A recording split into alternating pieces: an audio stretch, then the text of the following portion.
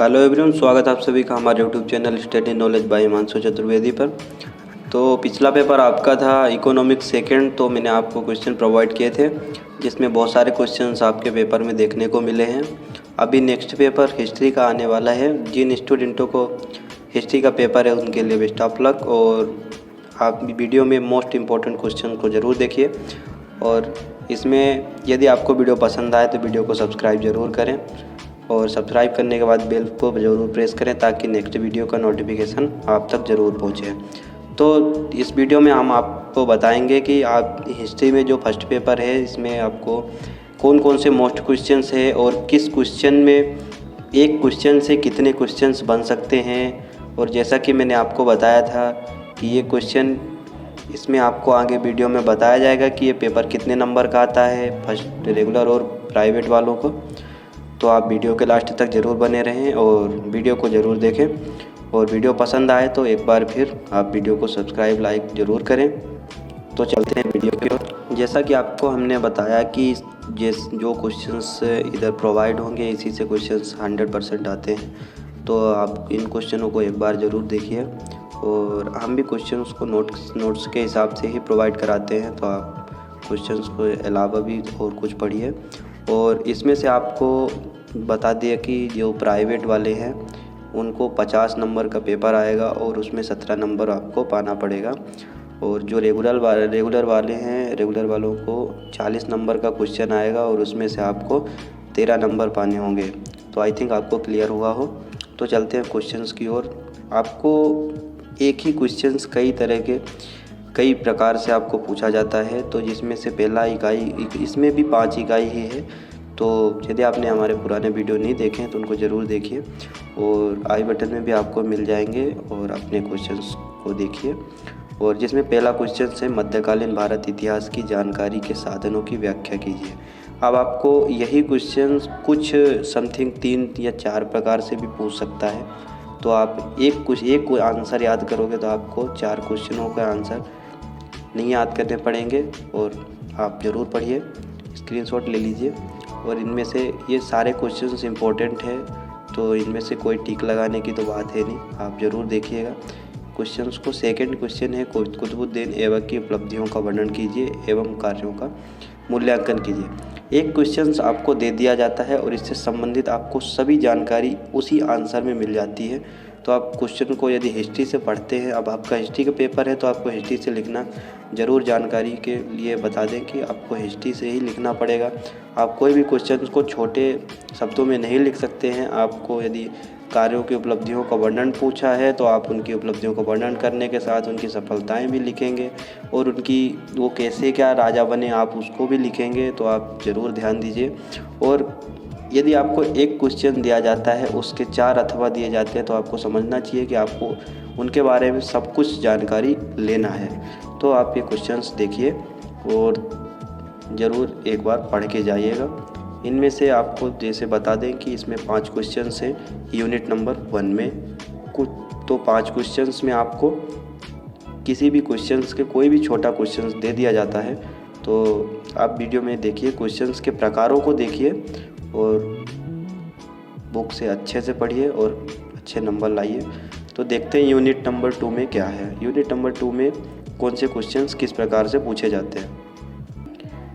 यदि आपको वीडियो में क्लैरिटी नहीं समझ में आ रही हो तो आप सेटिंग से जाके क्वेश्चन वीडियो क्लैरिटी बढ़ा सकते हैं, क्योंकि ये बुक के क्वेश्चंस हैं तो आपको कुछ क्लैरिटी बढ़ा के देखना पड़ेगा। और इसमें से आप देखिए यूनिट नंबर 2 में आपको मोहम्मद बिन तुगलक के बारे में पूछा जाता है। मोहम्मद बिन तुगलक कौन थे, ये मतलब ऐसे क्वेश्चंस आते हैं, तो तुगलक के बारे में पूछा गया है। इसमें से आपको पहला क्वेश्चन जो है मोहम्मद बिन तुगलक की योजनाओं की विवेचना कीजिए। ये योजनाएं क्यों असफल हुई। तो आपको इस क्वेश्चन के अथवा में आपको दूसरा क्वेश्चन भी दे दिया जा सकता है जो कि आपके सामने है, उसके अथवा में आपको ये वाला भी क्वेश्चन दे दिया जा सकता है। तो आप क्वेश्चनों के प्रकार पढ़िए, आपको किस प्रकार से क्वेश्चन तोड़ मरोड़ के पूछा जाता है, आप उन क्वेश्चनों को पढ़िए और उसके बारे में एक हिस्ट्री निकालिए कि आखिर ये टॉपिक है। यदि आपको दिया जाता है कि फिरोज़ शाह तुगलक कौन थे, तो आपको फिरोज़ शाह तुगलक के बारे में जानना है। आप उनके बारे में गूगल से भी हिस्ट्री से ले सकते हैं। आपके पास बुक तो होगी, आप बुक में देखिए और ये क्वेश्चनों को देखिए। तो इसमें जैसे लिखा है, क्वेश्चन है, फिरोज शाह तुगलक ने अपने युग का अकबर था। फिरोज शाह तुगलक अपने युग का अकबर था, स्पष्ट कीजिए। तो आपको फिरोज शाह के बारे में सारी जानकारी इकट्ठा करनी है और आपको जब एक बार यदि आप हिस्ट्री में पढ़ लेते हैं तो आपको सारे क्वेश्चनों का आंसर ज़रूर मिलेगा। तो आप इसमें देखिए, इसके अथवा में बहुत सारे क्वेश्चंस आपको दिए गए हैं। ये एक 20 सीरीज की बुक है, न्यू लॉन्च हुई है, तो अभी इसमें से क्वेश्चन दे रहे हैं। तो आप एक बार सारे क्वेश्चनों को देखिए और हो सके तो मैं आपको इसके ऑब्जेक्टिव ज़रूर प्रोवाइड कराऊंगा। तो आप इन क्वेश्चनों को देखिए, आप क्वेश्चंस के प्रकारों को देखिए, फिर आंसर पढ़िए। आपको मैं बोलता हूँ कि इसमें से आपको 100% प्राप्त होगा आंसर्स। तो देखते हैं। और नेक्स्ट क्वेश्चन, इसमें 2-3 क्वेश्चन ही है इम्पोर्टेंट, तो आप ज़रूर देखिए। दूसरा क्वेश्चन है इसमें कि बहमनी राज्य के पतन लिखो। इसमें कोई अथवा नहीं है, मतलब ये एक अकेला क्वेश्चन है जिसमें कोई अथवा नहीं, मतलब एक ही आंसर इसका आप पतन के कारण पढ़ सकते हो। और देखते हैं इसमें लास्ट क्वेश्चन जो है, जिस सिंहासन पर हुमायूं का आसीन हुआ था वह फूलों की सैया नहीं था, इसका कारण बताइए। आप इसके कारण में जो इनके हुमायूं की प्रारंभिक कठिनाई थी, आई थिंक वही इसका कारण था। तो आप इसको पढ़िए, इनके बारे में क्या था, और एक बार ज़रूर क्वेश्चनों को देखिए। तो देखते हैं नेक्स्ट क्वेश्चन। इसी यूनिट में 1-2 क्वेश्चन और हैं जो वेरी इंपॉर्टेंट क्वेश्चंस रहते हैं, जैसे कि आपको शेर शाह सूरी के बारे में पूछा जाएगा। शेर शाह सूरी कौन थे, इनके शासनकाल में क्या हुआ था। तो आप एक बार शेर शाह सूरी के बारे में हिस्ट्री ज़रूर पढ़िएगा।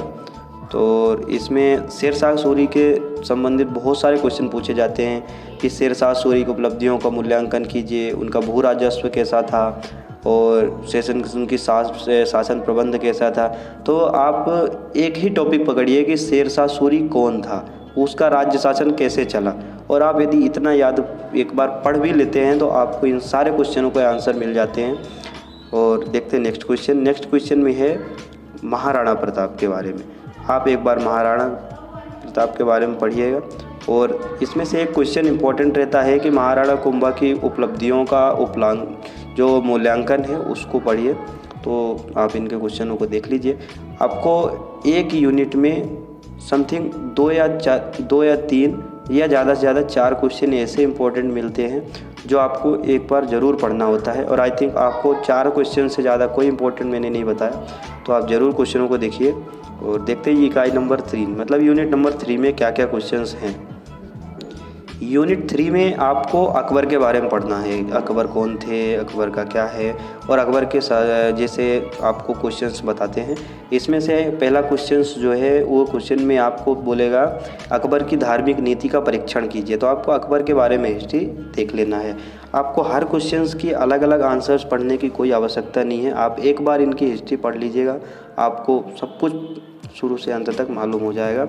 और आप क्वेश्चनों को वही आंसर लिखने की कोशिश मत करें। आप एक बार क्वेश्चन के आंसर पढ़िए, उसके बाद आप क्वेश्चनों को देखिए कि आपको किस तरह से आपको अपनी भाषा में लिखना है।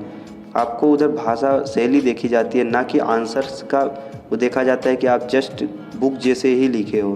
तो आप क्वेश्चनों के भाव को लिखिए और अपने आंसरों में उनके भाव को दर्शाइए। देखते हैं नेक्स्ट क्वेश्चन। नेक्स्ट क्वेश्चन में है जहांगीर के प्रारंभिक काल, और इनमें से ये शाहजहां का युग जो स्वर्ण काल था। तो देखते हैं नेक्स्ट क्वेश्चन। नेक्स्ट क्वेश्चन में इसमें शाहजहां के बारे में आपको पूछता है कि शाहजहां का मुगल काल स्वर्ण काल क्या था। तो आप एक बार ज़रूर आंसर पढ़िए। महाराणा जो क्या कहते हैं इसमें मराठों के बारे में जो पूछा जाता है, तो मराठों के बारे में आपको एक बार ज़रूर पढ़ना है कि उनके उत्कर्ष के कारण क्या थे, उनके उदय के कारण क्या थे। तो देखते हैं नेक्स्ट क्वेश्चन। इसमें आपको एक क्वेश्चंस और पूछा जाता है जो कि आपको मैंने नहीं बताया था। इसमें आपको ये जो मराठाओं में जो यूनिट नंबर 2 या 3 है शायद, हाँ 3 में आपको यूनिट नंबर 3 में शिवाजी के बारे में ज़रूर पढ़ना है। शिवाजी के बारे में सबसे ज़्यादा क्वेश्चन पूछते हैं और सबसे ज़्यादा क्वेश्चन ये वाला पूछते हैं कि शिवाजी की शासन व्यवस्था का आलोचनात्मक वर्णन कीजिए। और एक पूछते हैं शिवाजी की जो शासन व्यवस्था थी वो क्या है। तो आप ये क्वेश्चन को, यदि आप ये क्वेश्चन के टॉपिक को पढ़ लेते हैं तो आपको क्वेश्चनों को नहीं देखना पड़ेगा। आप जितने क्वेश्चन जिस प्रकार से पूछे जाएंगे उस प्रकार से आप क्वेश्चन का आंसर दे सकते हो। नेक्स्ट क्वेश्चन में जो है वो औरंगजेब के बारे में है। औरंगजेब में इसमें औरंगजेब मुग़ल साम्राज्य के पतन के क्या उत्तरदायी कारण थे। आप ये मुग़ल साम्राज्य मराठा के क्या पतन के कारण थे, आप एक बार ज़रूर देखिएगा। देखते हैं नेक्स्ट यूनिट नंबर 4 में क्या है। यूनिट नंबर जो 4 है ये भक्ति से संबंधित है। इसमें आपको देखना पड़ेगा, जैसे क्वेश्चंस देगा कि आपको भक्ति आंदोलन की प्रमुख विशेषताओं की व्याख्या करिए। आप इसमें इनकी व्याख्या कैसे करते, भक्ति आंदोलन से आप क्या समझते हैं, उसके क्या कारण है, क्या महत्व है और इसके इतिहास का प्रारंभ वर्णन कीजिए। जो नेक्स्ट क्वेश्चन है सूफीवाद पर एक निबंध लिखिए। तो आप एक बार जरूर देखिएगा। इसमें कुछ टिप्पणियाँ पूछते हैं, सूफी सिद्धांत क्या है और सुहरावर्दी, ये तो समथिंग नहीं पूछा जाता है। तो आप ये सूफीवादियों के निबंध एक बार ज़रूर देखिएगा। और देखते हैं नेक्स्ट क्वेश्चंस क्या है। आज की लास्ट यूनिट जो है वो लास्ट यूनिट में जैसा कि आपको देखने को मिल रहा है कि एक ही क्वेश्चन को इम्पोर्टेंट बताया गया है। आपको एक ही क्वेश्चन के अलावा कोई भी क्वेश्चंस नहीं देते हैं। तो आप ये क्वेश्चन को ज़रूर याद करें। आपको मुग़ल शासन की व्यवस्था का वर्णन करना है। ये क्वेश्चन है, इसमें आपको मुग़ल शासन के बारे में एक बार ज़रूर पढ़ के जाइए। और इनमें से आपको 3-3 नंबर के जो क्वेश्चन हैं वो 5 दिए जाएंगे 15 नंबर के क्वेश्चन। यदि आप 3-3 नंबर के क्वेश्चंस आप कर लेते हैं तो आपको पास करने से कोई नहीं रोका जा सकता। और इसमें से लास्ट क्वेश्चन जो रहते हैं वो 5-5 नंबर के भी रहते हैं। लास्ट क्वेश्चन जैसे आपको लास्ट में देखने के लिए मिलते हैं 5 क्वेश्चन, उसमें जो प्राइवेट वाले रहते हैं उनको 6 नंबर का दिया जाता है और जो रेगुलर वाले रहते हैं उनको 5 नंबर का क्वेश्चन दिया जाता है। तो आई थिंक आपको समझ में आया हो। और ये जो लास्ट क्वेश्चंस हैं ये तो इतने ज़्यादा इंपॉर्टेंट नहीं है। एक क्वेश्चन है, चांद की बीबी एक महाराणा वीरांगना थी, महान वीरांगना थी, तो इसके बारे में आप ज़रूर पढ़िएगा। और बाकी मुग़ल साम्राज्य, आप मुग़ल साम्राज्य के बारे में पढ़िए और ज़्यादा टेंशन से नहीं पढ़िए, आप ज़रूर अच्छे से पढ़िए। और आई थिंक आपको वीडियो समझ में आया हो, वीडियो पसंद आया हो और आपको सारे पेपर पर मैंने वीडियो बनाया है, तो आप ज़रूर एक बार चैनल में देखें। और अभी बीए के बाद नेक्स्ट क्वेश्चन देखते हैं कैसा क्या है। आप चैनल से ज़रूर जुड़ें, चैनल को सब्सक्राइब करें, लाइक करें।